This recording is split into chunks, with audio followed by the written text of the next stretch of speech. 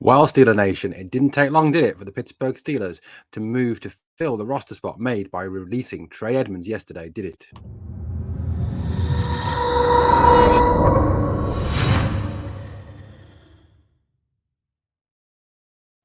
Hello, Steeler Nation, and welcome to the latest episode of your Pittsburgh Steelers Syndicate with me, your host, Britsburgh Owen, speaking to you here in the UK. So, guys, it didn't take long, did it? The Pittsburgh Steelers did what a lot of people thought they were going to do yesterday when they announced they were cutting Trey Edmonds.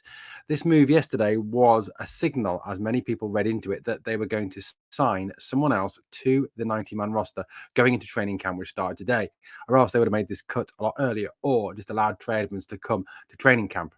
It was announced today in numerous sources, but made official by the Pittsburgh Steelers with this tweet. Pittsburgh Steelers tweeted out, "We have signed running back Jeremy McNichols to a one-year contract. To make room on the 90-man roster, we released Trey Edmonds." So they confirm the release of Trey Edmonds that wasn't 100% officially confirmed by the Steelers yesterday, and confirm that they have acquired running back Jeremy McNichols, and obviously release the usual transactions picture that comes out whenever the Steelers make any sort of signing. Jeremy McNichols, running back, transactions presented by Bordas and Bordas. So, guys, who is Jeremy McNichols? That's the first question a lot of Pittsburgh Steelers Nation were asking. When it was discussed in Steelers Nation that we needed a new running back too, a lot of people's thoughts turned to the likes of Jordan Howard, Wayne Gorman, Corey Clement, players of that caliber. David Johnson, for example, another one, Sonny Michel when he was available, Tariq Cohen before he got injured. Very few people, if any, mentioned the name of Jeremy McNichols. Jeremy McNichols was born on the 26th of December 1995. He went to college at Boise State. He was a round 5 pick in 2017 at pick 162. McNichols has played for a few NFL teams in his time in the league. And if we have a look at his stats to really look at where, the basics about him, let's start there first. The basics, the stats are always a good place to start with any new signing.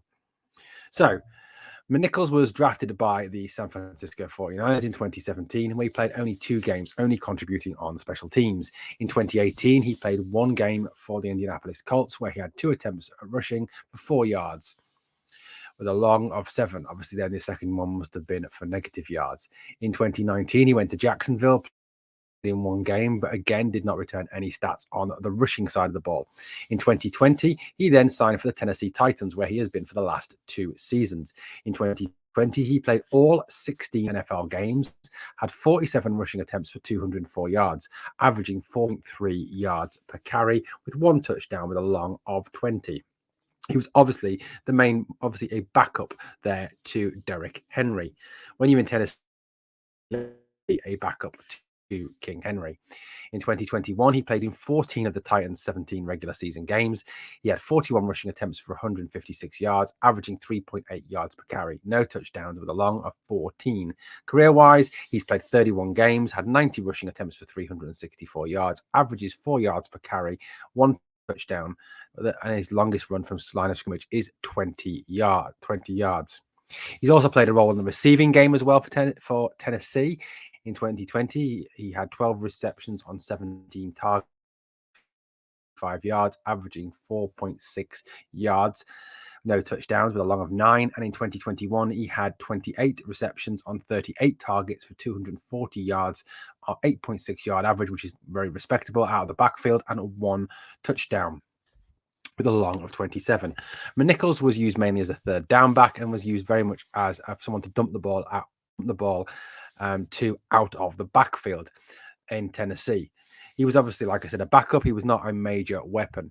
Now, those stats in themselves may not look that impressive. I mean, his average yards per carry of 4.3, 3.8 is not too bad for a running back too. And that is something we have got to consider, I think, when looking at McNichols. I've also read a lot of comments as well made by Titans fans and other insiders and analysts that if he stays fit, he could be a very good depth piece for the Pittsburgh Steelers behind Najee Harris.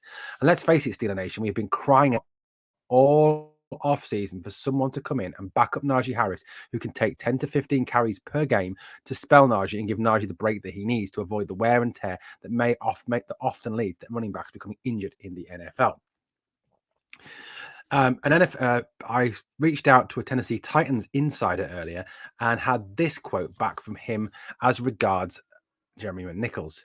Not an explosive runner in any way. Good third down back that can catch the ball a little and good in pass protection. Again, just not a great athlete. So he's not going to create any big plays. Just another guy, but solid depth. So an interesting quote from this Titans insider that I reached out to earlier today. He's not explosive. Okay, so he's not that change of pace back. That may indicate that they're going to stick with Anthony McFarland this year. He's a good third down back as well, which is something we need to spell Najee. He's good at catching the ball a little. So he's good at that, catching the ball and dump at the backfield. He is good at pass protection, which is something the Steelers will always look for in their running backs, someone who's good at pass pro. He's not a great athlete and he's not going to create big plays. But then again, that's not what we need him for. Najee Harris is the man who will create big plays. He's the man to come in and spell Najee and get those hard yards. He is solid depth. A very interesting quote there from a Titans insider.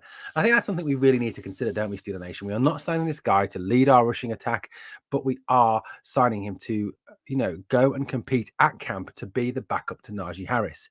In my opinion, anyone who can come in and challenge Benny Snell, who has done a fairly awful job for the last few years for the Steelers, is good news for me. And I look forward to seeing McNichols at training camp in College at Latrobe and see how he gets on. Also seeing him in preseason. One has to hope that he's not just another Kalen Ballage who can come in and spark for a short time, but actually during the actual season not look that promising. That's going to be the hope, hasn't it, Steeler Nation? Anyway, so breaking news, guys. The Pittsburgh Steelers have signed Jeremy McNichols, former Tennessee Titan, as a running back 2 or running back 3, or just someone to compete as part of the running back depth for the Pittsburgh Steelers. Let me know in the comments below what you think of the signing with Jeremy McNichols, and let me know what are your hopes for our running back room this coming season. And guys, if you've not yet subscribed to the Pittsburgh Steelers Syndicate, join the over 1,200 others who've already hit that button to subscribe. Already are getting daily notifications and are joining in the Syndicate discussion and the Syndicate family. Thank you so much for watching, guys, and let's finish this as we always do with, here we go, Steelers. Come on!